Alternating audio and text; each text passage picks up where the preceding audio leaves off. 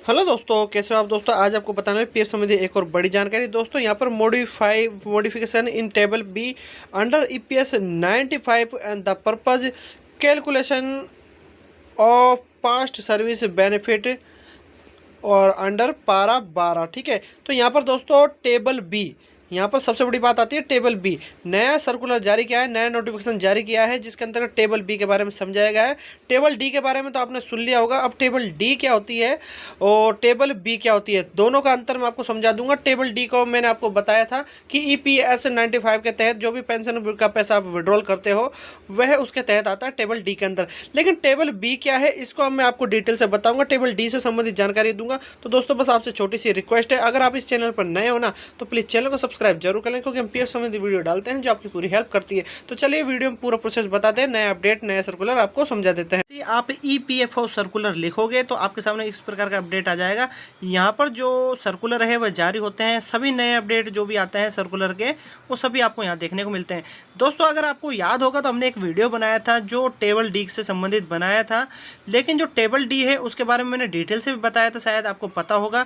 यहाँ पर मैं आपको दिखाने की पूरी कोशिश करता हूँ। यह जो ऑप्शन है सर्कुलर में, ये मैंने आपको क्लियरली बताया था, जिसको टेबल डी बोलते हैं, जिसके अंदर ईपीएस 95 का जो आपका पेंशन का पैसा विड्रॉल से संबंधित है, इसमें लिखा भी गया है, आप पढ़ सकते हो। विड्रॉल पेंशन विड्रॉल से संबंधित बेनिफिट है जो उसको बताया गया था, सही से समझाया गया था। ठीक है, लेकिन दोस्तों अगर एक आप देखोगे तो इससे जस्ट ऊपर एक नया अपडेट और था जिसको हम आपको समझाएंगे और बताएंगे, जिसके अंदर होता है टेबल बी। ठीक है, इसके अंदर क्या था, टेबल डी, इसके अंदर है टेबल बी। तो टेबल बी के बारे में आपको समझाएंगे, प्रॉपरली समझाऊंगा कि टेबल बी क्या है। दोनों जो ये सर्कुलर थे सेम डेट को आए थे, जारी हुए थे, आप देख सकते हो यहाँ पर डेट इसका दिख रहा है। ठीक है, लेकिन टेबल डी के बारे में आपको हमने समझाया नहीं था। तो टेबल डी का नया नोटिफिकेशन इसको बता देते हैं, सर्कुलर है जो इसका पीडीएफ है, मैं इस पर क्लिक कर देता हूँ। यहाँ पर देख सकते हो कर्मचारी भविष्य निधि संगठन का टेबल जो बी है, टेबल बी के बारे में समझाएंगे और आपको दिखाएंगे।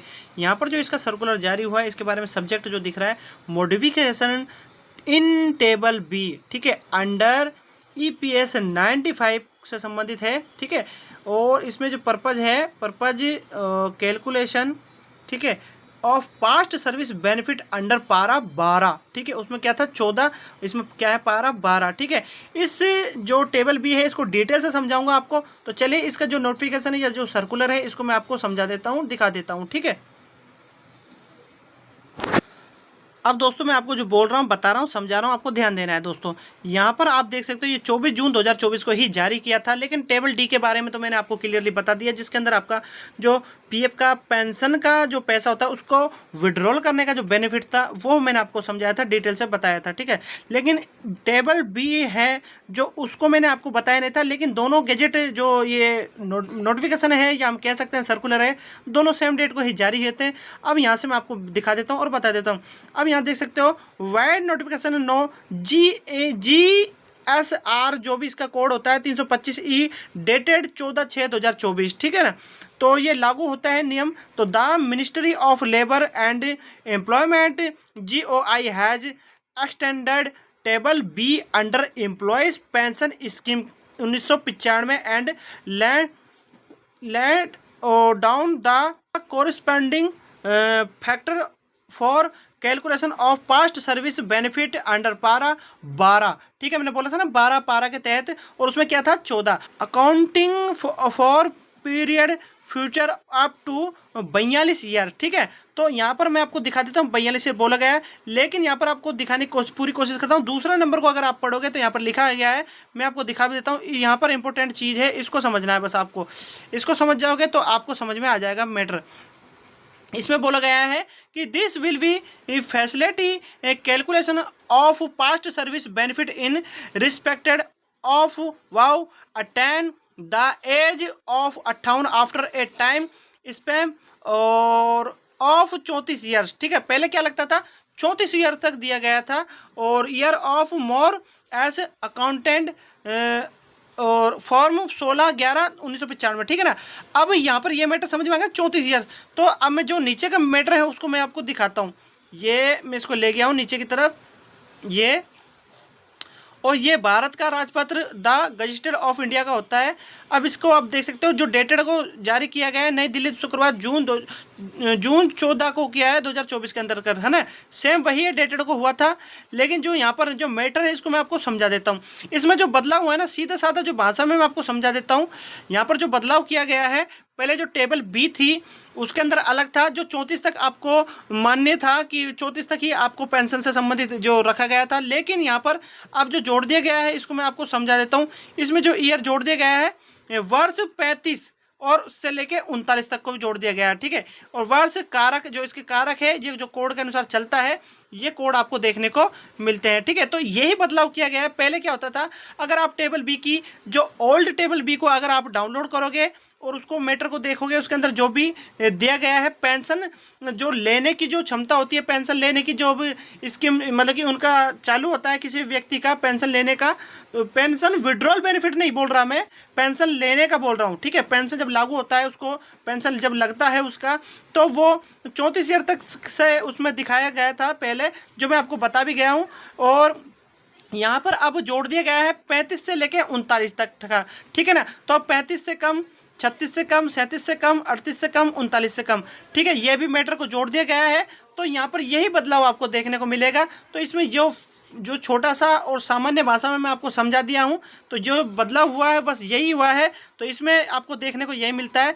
और इसके अंदर ये जो दिख रहा है आपको 40 से कम, 41 से कम, 42 से कम, ये भी पारे इनको सेकंड के तौर पर इनको जोड़ दिया गया है। और यहाँ पर आपको जो भी इसका जो हिंदी वर्डिंग था, ये इंग्लिश वर्डिंग के अंदर आपको दिख रहा है, ठीक है ना। वो हिंदी वर्डिंग ऊपर का गया था, तो सेम इधर आ रहा है। आप देखोगे तो इसमें जो जोड़ दिया गया है वो क्लियरली यहाँ पर इंग्लिश के मैटर में दे दिया गया है। मैं आपको दिखा देता हूँ, सॉरी।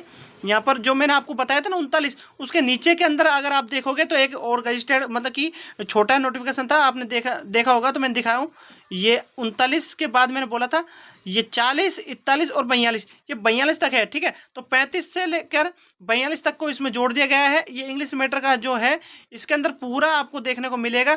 लेकिन जब हिंदी मैटर को आप देखते हो, मैं आपको दिखाने की पूरी कोशिश करता हूँ यहाँ पर, तो ये नीचे सेकंड को यहाँ पर दिया गया है, ठीक है। तो अगर आप देखोगे तो फर्स्ट यहाँ तक है और सेकंड को आप देखोगे तो दूसरे में यहाँ पर आपको देखने वाला 40, 41, 42, ठीक है। तो ये जो पेंशन आपको मिलने की जो क्षमता है या पेंशन जब से लागू होती है, तो इसके अंदर ये नियम को जोड़ दिया है 35 से 42 तक का, ठीक है। तो दोस्तों आशा करता हूँ इस वीडियो के माध्यम से जो ये जानकारी है टेबल बी को मैंने आपको समझा दिया है और आपको ये समझ में भी आगे होगा।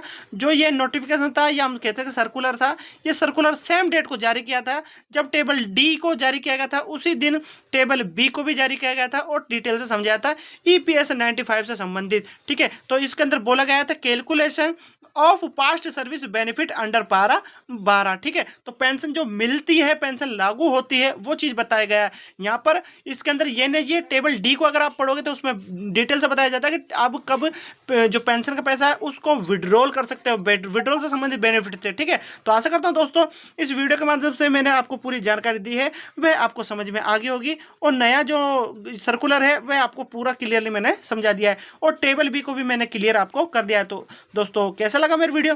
अगर मेरी वीडियो आपको पसंद आए तो लाइक करें, आगे शेयर करें और PS से संबंधित हर जानकारी पाने के लिए मेरे चैनल सब्सक्राइब करना ना भूलें। धन्यवाद।